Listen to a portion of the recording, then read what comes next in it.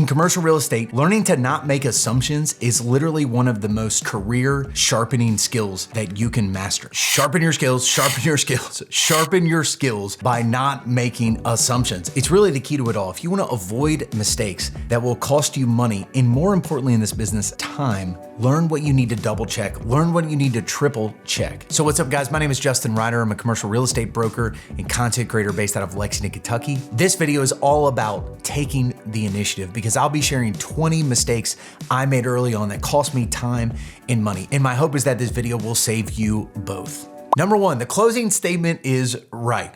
It's probably right, but you should read it assuming that it's wrong. Transfer tax, prorations, did anyone check the commission? You could turn a client into a repeat client simply by saving them a couple $100, catch a little mistake that saves them money. People love that. The principle is that generally speaking, you should assume that people that are signing something have not read it. Even though they're supposed to read it, they probably didn't read it. So you need to read it and get to know the docs. Number two, everyone underwrites with your same standard or technique. This is not true. This is an assumption. Sophisticated models are not for everyone. Lots of people own lots of property and have never used a spreadsheet or have a handwritten rent ledger. Happens all the time. Look, the truth is people buy stuff for all kinds of different reasons, certainly to make money, but to make it at different times and in different ways. I've always found the magic question is, how do you see this property? Teach me what's important to you.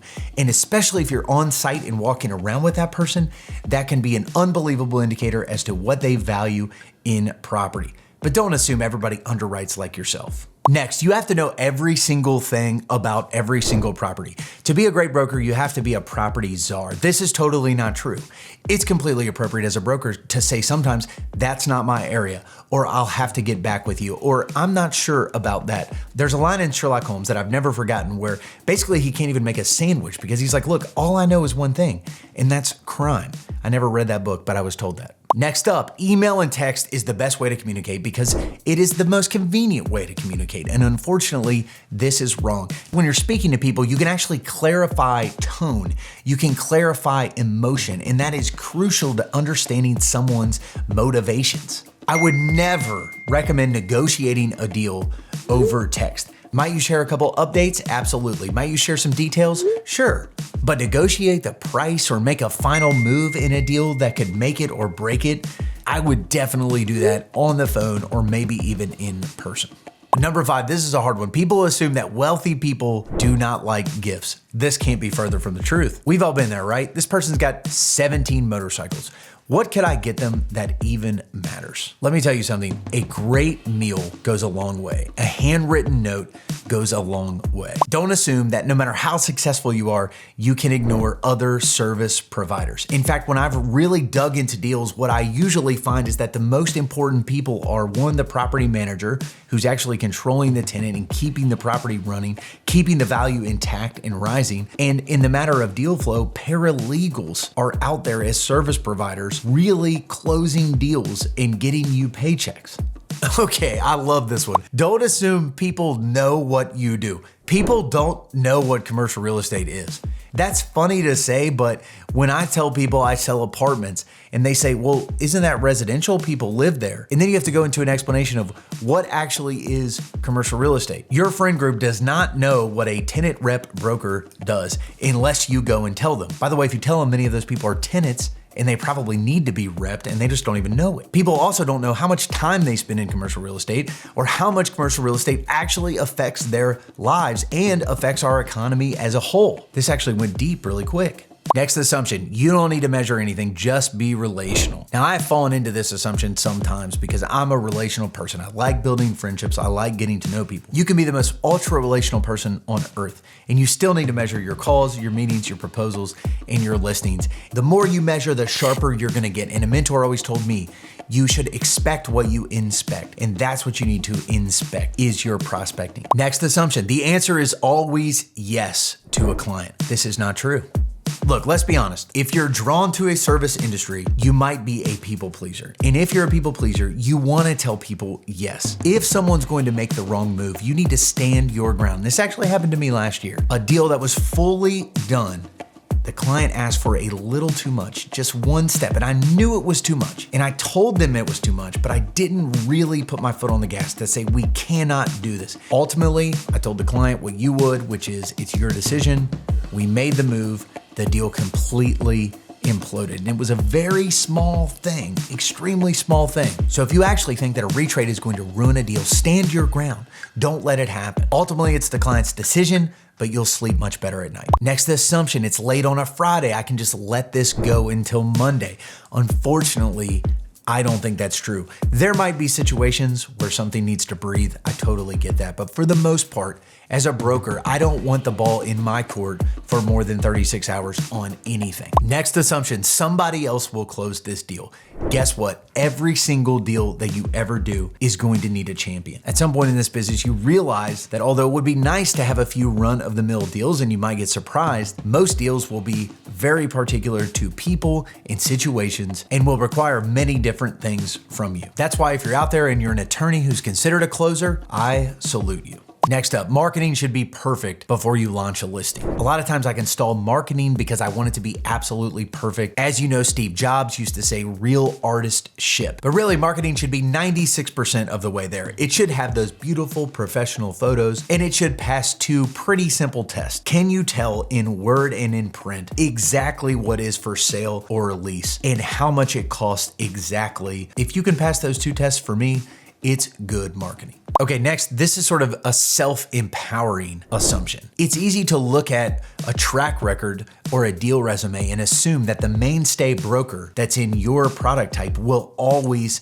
dominate that product type. And I'm here to tell you, and I'm here to tell myself, that that is not true. That's a costly assumption. The truth is that you're 12 months of disciplined effort away from a double-digit market share. And honestly, even if it doesn't happen, your income after 12 disciplined months of effort will be completely different. All right, next assumption. It will take multiple phone calls, meetings, etc. to win a client's trust. Thankfully, this happens to be false. Here's what I mean. Momentum with a specific person doesn't just come from you. It also might come from their situation. You might get a call from someone who's super motivated or has to make a move for one reason or another. The process of winning their trust can speed up entirely based on who they are and where they are in life. Furthermore, it's what we're doing exactly right now. You can actually get to know me on this video, and maybe when we talk, you'll feel like I already know Justin Ryder. I want him to represent me. Remember, not everyone is looking for some deep relationship. Some people are just simply looking for a professional that can do the job, and if you're that person, where do I sign? Get it done, and let's move on with life. Ooh, this is a tough one. I may take some heat for this one, but the assumption is that if it's a great deal, you should consider buying it first. Okay, there are brokers who have told me, I'm going to broker until I have enough property so that I don't have to do it anymore. Now, of course, there's something to be said for buying your own deals. In fact, I just did a video on real estate private equity and talked about 3 LP investments that I made that have been awesome. But I think what you have to accept is that ownership takes time. You may literally say, you know what, I'll just take the fee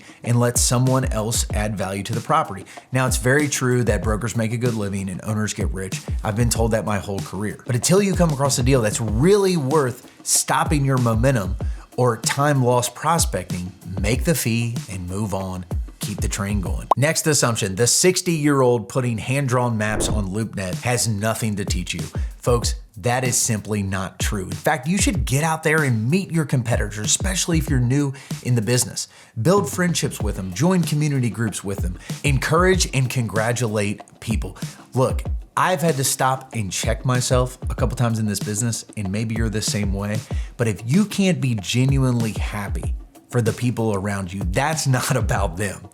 That is about you. Next assumption, the quality of your writing doesn't matter. Man, was I wrong on this early on, and I wish I would have paid more attention in my creative writing classes in college. The quality of your writing is everything. I have so enjoyed practicing writing just on social media because it's made my emails better, my cover letters better. Better communicator you are, the more deals you do with the more precision. Next up, waiting on a mentor.